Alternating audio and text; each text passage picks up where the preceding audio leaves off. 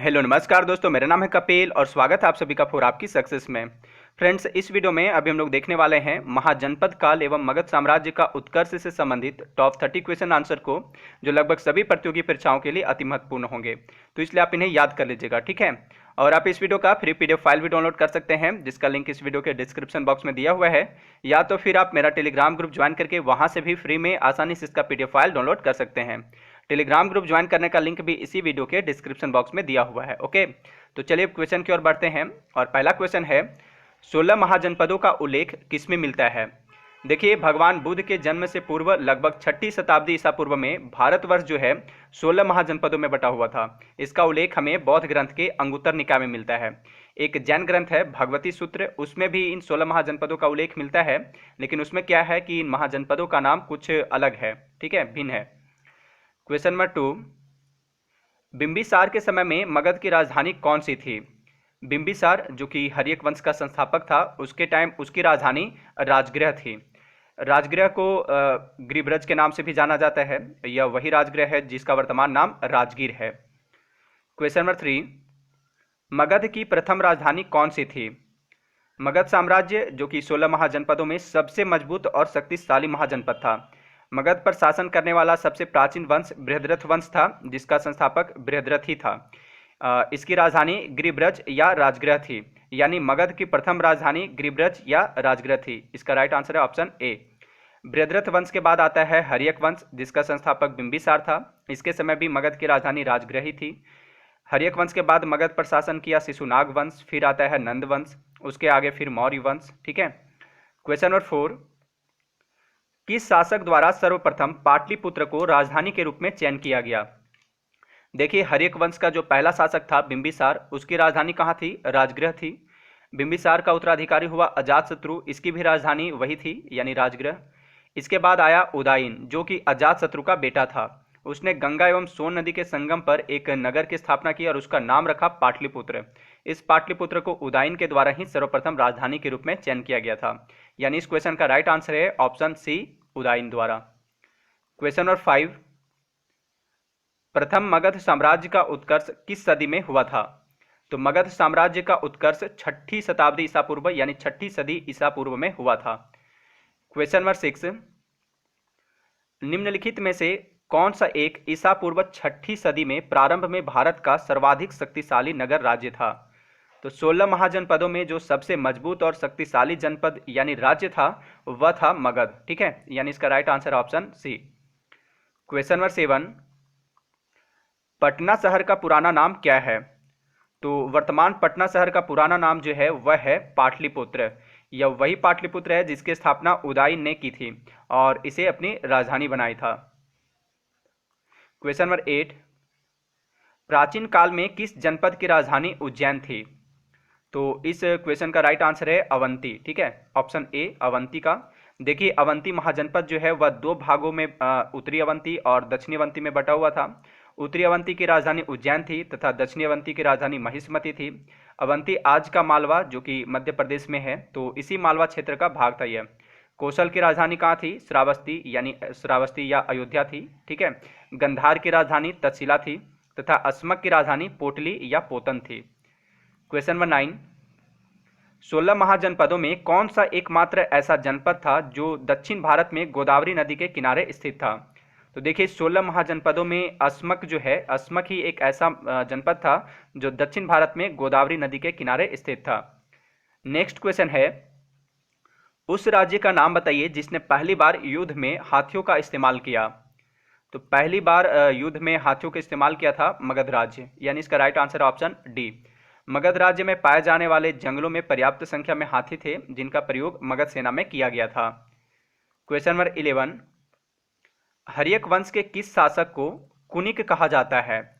तो कुनिक जो है यह बोला जाता है अजातशत्रु को, यानी इसका right answer option B Ajatashatru.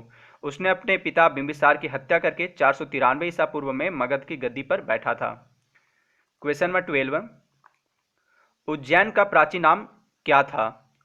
तो उज्जैन जो कि मध्य प्रदेश का एक शहर है, इसका प्राचीन नाम अवंतिका था, ठीक है, अवंतिका। उज्जैन शहर कौन सी नदी के किनारे बसा हुआ है, तो यह क्षिप्रा नदी के किनारे बसा हुआ है। क्वेश्चन नंबर 13, शिशुनाग वंश का वह कौन सा शासक था जिसके समय में वैशाली में द्वितीय बौद्ध संगति का आयोजन किया गया? उसे काकवर्ण के नाम से भी जाना जाता है। तो सबसे पहले जानते हैं प्रथम बौद्ध संगति के बारे में। तो इसका आयोजन 483 ईसा पूर्व में, ठीक है, कब? 483 ईसा पूर्व में, 483 ईसा पूर्व में राजगृह में किया गया था। किसके शासनकाल में? अजातशत्रु के शासनकाल में। अब बात करते हैं द्वितीय बौद्ध संगति के बारे में। तो इसका आयोजन शिशुनाग वंश के शासक कालाशोक के शासनकाल में वैशाली में किया गया था। कब? 383 ईसा पूर्व में। यानी इस क्वेश्चन का राइट आंसर ऑप्शन बी, द्वितीय बौद्ध संगति का आयोजन कालाशोक के शासनकाल में किया गया था। और कालाशोक को ही काकवर्ण के नाम से भी जाना जाता है, तो आप इसे भी याद रखिएगा। और तीसरी बौद्ध संगति का आयोजन 255 ईसा पूर्व में पाटलिपुत्र में सम्राट अशोक के शासनकाल में किया गया था। तथा चौथी बौद्ध संगति का आयोजन ईस्वी की प्रथम शताब्दी में कुंडलवन में कनिष्क के शासनकाल में हुआ था। ठीक है। क्वेश्चन नंबर 14, पाली ग्रंथों में गांव के मुखिया को क्या कहा गया है? तो पाली ग्रंथों में गांव के मुखिया को भोजक या ग्राम भोजक कहा गया है। क्वेश्चन नंबर 15, निम्नलिखित में से कौन एक मगध साम्राज्य की राजधानी नहीं रही है? मगध साम्राज्य की राजधानी गिरिब्रज या राजगिरी, ये दोनों मतलब कि एक ही है। ठीक है, तो ये रह चुकी है, यह तो इसकी पहली राजधानी थी। पाटलिपुत्र यह भी रह चुकी है मगध की राजधानी, और एक है वैशाली, वह भी मगध की राजधानी रही है। लेकिन कौशाम्बी जो है यह कभी भी मगध की राजधानी नहीं रही है। क्वेश्चन नंबर 16, विश्व का पहला गणतंत्र वैशाली में किसके द्वारा स्थापित किया गया? तो इस क्वेश्चन का राइट आंसर है ऑप्शन डी, लिच्छवी द्वारा। ठीक है, लिच्छवियों के द्वारा। क्वेश्चन नंबर 17, शिशुनाग ने अपनी राजधानी कहाँ बनाई थी? देखिए, शिशुनाग जो है वह अवंती और वत्स को जीतकर मगध साम्राज्य में मिला लिया। इसके बाद इसने वैशाली को अपनी राजधानी बनाई थी। ठीक है, इससे पहले मगध साम्राज्य की राजधानी कहाँ थी? पाटलिपुत्र थी। जब शिशुनाग राजधानी को पाटलिपुत्र से वैशाली ले आया, उसके बाद इसका उत्तराधिकारी कालाशोक ने पुनः राजधानी को पाटलिपुत्र ले गया। ठीक है, मतलब वैशाली से फिर से यह पाटलिपुत्र ले गया। कौन? कालाशोक।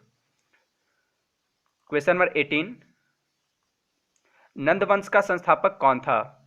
तो नंदवंश का संस्थापक महापद्मनंद था, यानी इसका राइट आंसर ऑप्शन ए।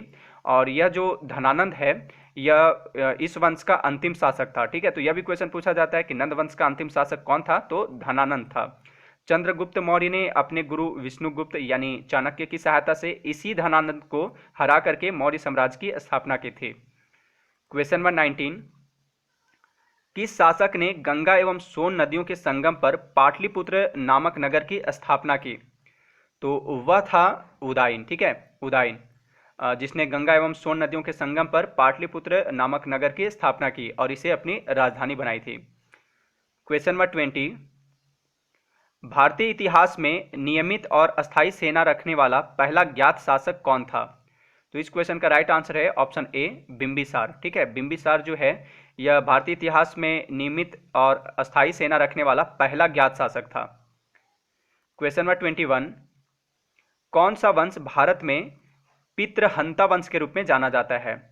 तो हर्यक वंश जो है, ठीक है, हर्यक वंश यह पितृहंता वंश के रूप में जाना जाता है, क्योंकि इसके अधिकांश शासकों ने राजगद्दी पर बैठने के लिए अपने पिता की हत्या की थी।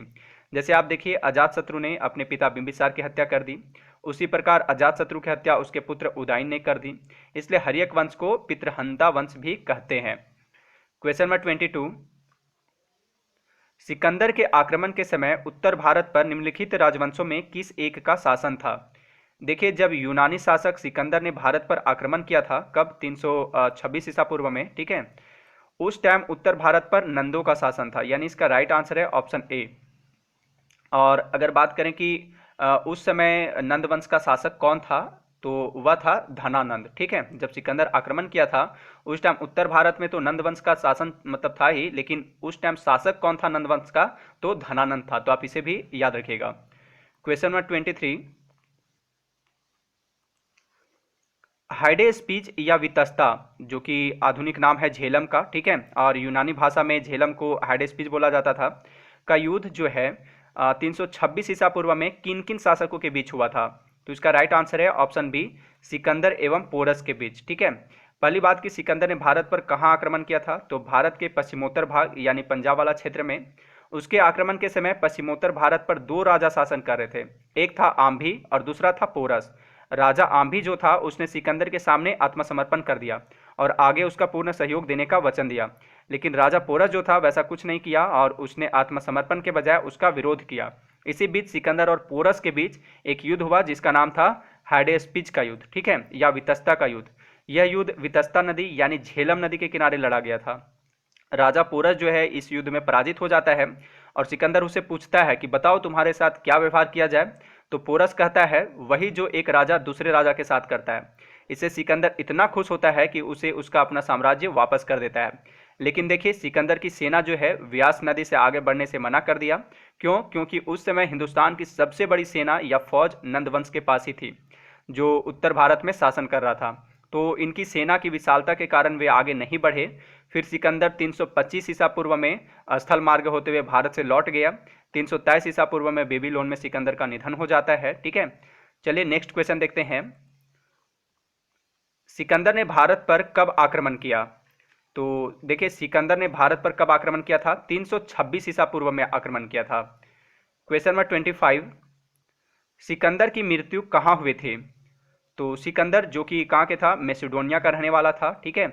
उसकी मृत्यु 323 ईसा पूर्व में बेबीलोन में हुई थी, यानी इसका राइट आंसर है ऑप्शन बी। क्वेश्चन नंबर 26, निम्नलिखित में से मगध का कौन सा राजा सिकंदर महान का समकालीन था? तो वह था नंदवंश का राजा धनानंद जो सम्राट सिकंदर का समकालीन था, ठीक है, यानी इसका राइट आंसर है ऑप्शन बी। क्वेश्चन नंबर 27, अभिलेखीय साक्ष्य से प्रकट होता है कि नंद राजा के आदेश से कहां पर एक नहर खोदी गई थी? एक अभिलेख है हाथी गुफा अभिलेख, ठीक है, जो कि उड़ीसा में स्थित है। इसके अनुसार नंद राजा महापद्मनंद जो हैं उनके आदेश से कलिंग में एक नहर का निर्माण कराया गया था, यानी इसका राइट आंसर है ऑप्शन सी, कलिंग में। क्वेश्चन नंबर 28, महाजनपद युग में मगध सबसे आक्रामक महाजनपद के रूप में उभरा। मगध के साम्राज्य विस्तार का पहला शिकार कौन सा महाजनपद हुआ? यानी कि मगध में सबसे पहले किस जनपद को मिलाया गया, ठीक है। तो मगध के साम्राज्य विस्तार का पहला शिकार जो हुआ था वह हुआ था अंग महाजनपद, सॉरी अंग जनपद, ठीक है, यानी इसका राइट आंसर है ऑप्शन ए। और देखिए अंग महाजनपद को जीतकर मगध में कौन मिलाया था? तो बिंबिसार मिलाया था, ठीक है, तो आप इसे भी ध्यान में रखिएगा। नेक्स्ट क्वेश्चन है, मगध साम्राज्य का अंतिम विस्तार कलिंग विजय के रूप में था। इसकी शुरुआत किस विजय से हुई थी?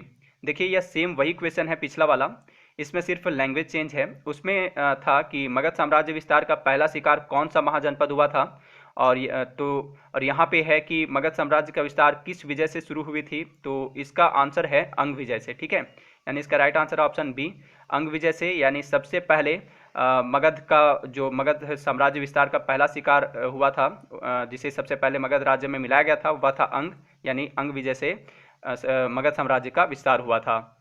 और इसका अंतिम विस्तार हुआ था कलिंग विजय के रूप में, ठीक है।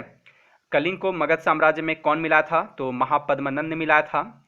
खारवेल का जो हाथी गुफा अभिलेख है उड़ीसा में, उसमें महापद्मनंद की कलिंग विजय के बारे में बताया गया है। इसी अभिलेख में यह भी बताया गया है कि नंद राजा महापद्मनंद ने कलिंग में एक नहर का निर्माण करवाया था। चलिए नेक्स्ट क्वेश्चन देखते हैं और इस वीडियो का लास्ट क्वेश्चन होगा यह, नंदवंश का अंतिम शासक कौन था? तो जो नंदवंश का अंतिम शासक था वह था धनानंद, ठीक है। और नंदवंश का प्रथम शासक कौन था, यानी इसका संस्थापक कौन था? तो महापद्मनंद था। अंत में आपके लिए क्वेश्चन है जिसका सही जवाब आपको कमेंट बॉक्स में देना है, और वह क्वेश्चन है कि सम्राट सिकंदर किसका शिष्य था, ठीक है। तो इस वीडियो में इतना ही। अगर आप इस वीडियो का क्विज खेलना चाहते हैं तो गूगल पर जाइए और वहाँ पर सर्च कीजिए www.forapkisuccess.in, ठीक है। और वहाँ पे सर्च करने पर जो ऊपर में फर्स्ट लिंक मिलेगा उसे ओपन कीजिए और वहाँ से इस वीडियो का क्विज प्ले कीजिए, ठीक है। अगर ये वीडियो आपको अच्छा लगा हो तो इसे लाइक तथा शेयर जरूर कीजिएगा। मिलते हैं किसी नेक्स्ट वीडियो में। Thanks for watching.